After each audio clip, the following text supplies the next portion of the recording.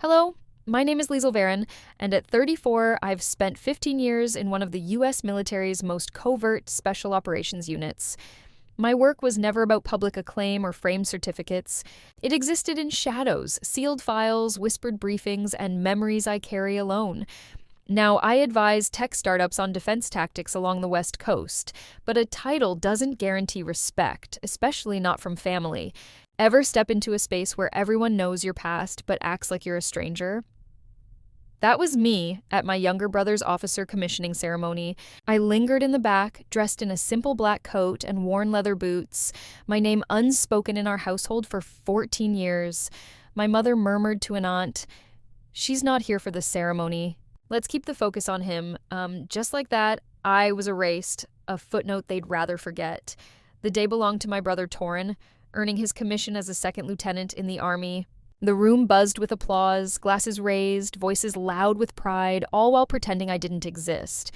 No one mentioned who taught Torin to stand tall under pressure, to tie a field knot in a storm, or to hold a line when it counted. That was me. But there I was a ghost. They'd perfected the art of ignoring me, honed over years of silent dinners, unacknowledged gifts, and letters sent back unopened. I wasn't there for apologies or accolades. I came to see if my brother still saw me. What I didn't expect was a single voice from someone I least anticipated, shattering the quiet and forcing the truth into the open, not because I demanded it, but because someone else finally did. Growing up in Fayetteville, North Carolina, near Fort Liberty, military life was our pulse. My father, Colonel Henrik Varon, built infrastructure for the Army Corps, while my mother, Gisela, crafted defense algorithms for federal security. Our family dinners were filled with talk of duty, systems, and tradition, but tradition meant following their blueprint, not forging your own. I earned my place at West Point through sheer will, ranking top 3 in my class by junior year. Not the smartest, but the toughest. I led quietly, and my instructors noticed. Everything shifted during a high-stakes training exercise meant to push boundaries, not break them. The op went wrong, 3 cadets injured. I got my entire team out before the timer hit 0. No one expected me to walk away alive. Afterward, a major from a shadow unit pulled me aside and offered me a role in something unspoken. I didn't know the cost, but I said yes. 3 weeks later, I left West Point officially. My family was told I'd given up. They didn't ask for the truth. They preferred a story that justified their judgment. For the next 12 years, my life vanished into classified missions and aliases. My unit, known only as Task Force Night Pulse, had no emblem, no public trace. We were consultants on paper, if we existed at all. I led a 3-person team under Operation Silent Crest. One mission, clean and quick, brought hostages home, but we paid a price. Kyle, our tech specialist, didn't make it. The night before, he'd left me a note. Honor doesn't need a crowd. It just needs you to hold it. I carried it, but it cost me everything. My service was erased. No record, no commendations, just a file noting I'd left West Point and worked briefly in admin. No trace of the missions, the losses, or the lives I saved. I sent my mother a small gift every anniversary, no response. My father called it keeping the peace. Silence, though, feels a lot like shame when no one breaks it. I didn't return to stir trouble. I came for Torin to see if the boy who once trailed me in oversized fatigues and a plastic helmet still knew me before the silence took root. I packed light, a gray sweater, dark pants, and the same battered boots from my final mission. No uniform, no medals. I didn't need a salute. In my pocket, I carried my old unit ring, dark steel etched with coordinates only I understood, and Kyle's faded note, its words still sharp. If I don't make it, tell them honor lives in how you bear the quiet. I arrived early for the ceremony, instinct from years in the field. I parked far from the crowd, away from flashing cameras. Fort Liberty felt unchanged, same dusty air, same rigid posture in the air. I slipped into the hall unnoticed, a civilian in a sea of uniforms. Guests filled the space, families in pressed clothes, new officers fidgeting with their caps. I took a seat in the last row. No one glanced my way, not out of ignorance, but choice. My parents sat up front, my mother's posture unyielding, my father offering polished smiles to passing officers. Those smiles hid everything real. That cut deeper than any mission I'd faced. I didn't expect fanfare, but I hoped Torrin might look back just once and see the sister who taught him to salute at age 8. Minutes before the ceremony began, a voice murmured behind me, "Liesel." It was Marit, a distant cousin, in cargo pants and a loose jacket, a notebook tucked under her arm. "Didn't think you'd show," she said. "You've been off the grid since West Point." I offered a faint smile. "Just here for Torrin." Marit didn't pity me. Her look said she knew a truth had been buried too long. The room settled into formal rhythm, anthem, roll call, polished pride. Torrin took the stage, steps crisp, eyes steady. The crowd roared, cameras flashed. He was everything my family wanted, everything they thought I'd failed to be. Then his speech began. "My father builds for the Army, my mother secures its systems, and my sister went to West Point." My name or its shadow hung in the air. She chose a different road. But the pause that followed wasn't malice, it was weight, a history no one wanted to unpack. A woman 3 rows ahead whispered, "That's her, isn't it? The one who walked away. Still carries herself like she's in charge." I stayed still, my posture honed by years of instinct. Then the hall's rear doors slammed open, sharp and deliberate. A man strode in, dress uniform crisp, medals glinting. His gaze swept the room and locked on me.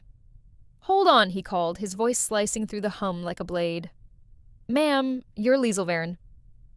The room froze. General Torben Klein. I hadn't seen him since a mission in Kandahar. He stepped forward, certain. "This woman," he said, facing the podium, "led Operation Silent Crest. She brought us home. She saved my life." Whispers spread. My mother's wine glass hit the floor, shattering. My father stared at his hands as if they held answers. I didn't stand. I didn't gloat. I met General Torben's eyes and said softly, "You got home." His voice quieted. "Because you made sure of it." Torrin stood rigid on stage, his mouth slightly open, caught off guard. For a moment, he wasn't the polished officer or the favored son, just my brother seeing me clearly for the first time in years. After General Klein's words cut through the hall, the ceremony couldn't snap back to its scripted rhythm.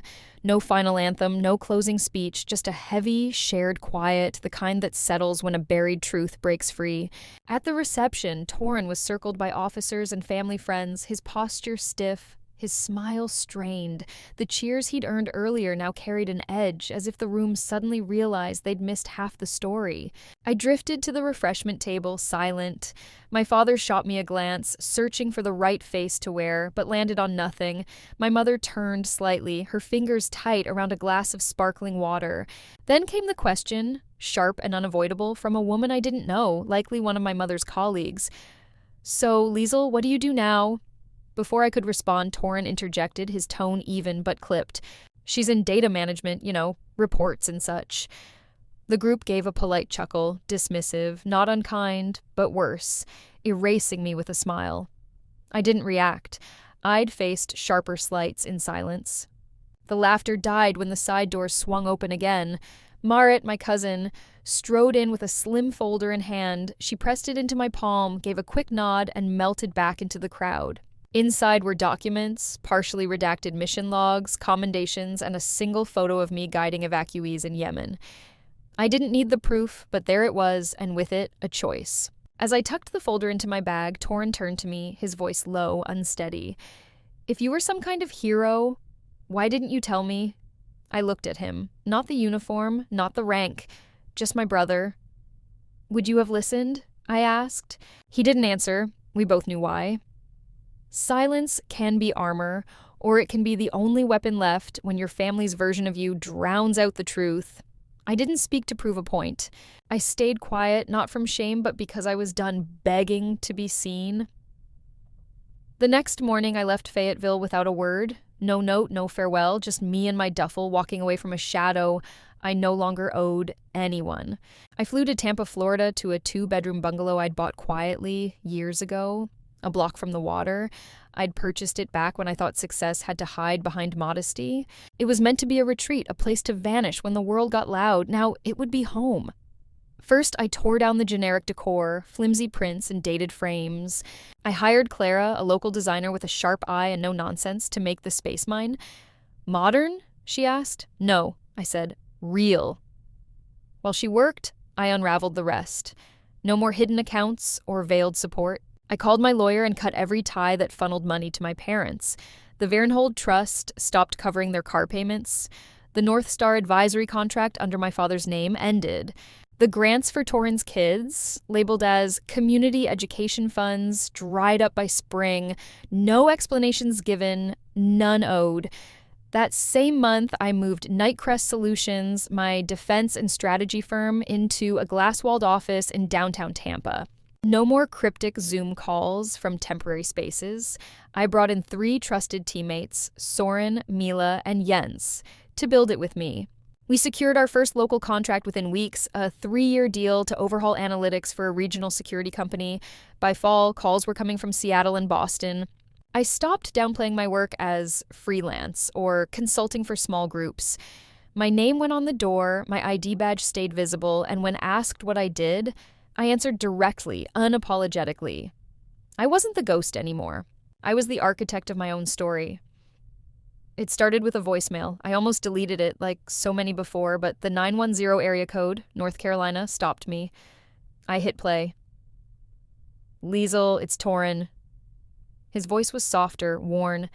I'm not asking for anything. Just thank you for everything.